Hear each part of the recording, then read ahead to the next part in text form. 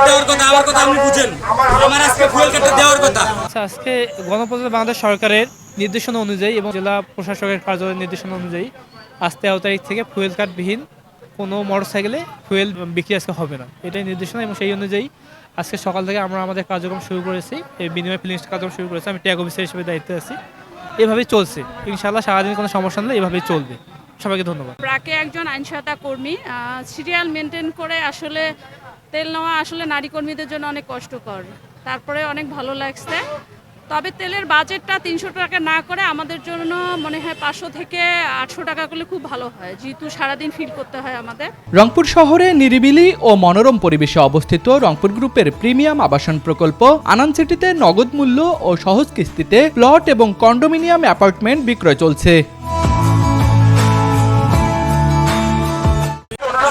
আজকে fuel card দেওয়ার কথা, আমার কথা আপনি বুঝেন। আমার আজকে ফুয়েল কার্ডটা দেওয়ার কথা।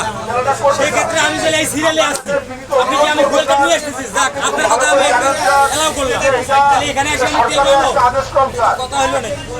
ভাই ফুয়েল কার্ড সহকারে তেল দিচ্ছে, এটা অনেক ভালো। আর যাদের ফুয়েল কার্ড নাই এবং গাড়ির লাইসেন্স নাই তাদেরকে তেল দিচ্ছে না। যে অবশ্যই বিষয়টা ভালোভাবেই দেখতেছি, কার্ড দিয়ে তেল নেওয়াটাই সব থেকে বেশি ভালো হয়। সবাই নিয়মের মধ্যে থাকবে। কার্ড দিয়ে তেল নিলে অসাধু ব্যবসায়ীরা যারা অনিয়মভাবে তেল নেয়, তেল নিয়ে গাড়ি থেকে নামিয়ে তেল বিক্রি করে, এভাবে আমাদের তেলের সংকটটা আরও বেশি দেখা দেয়।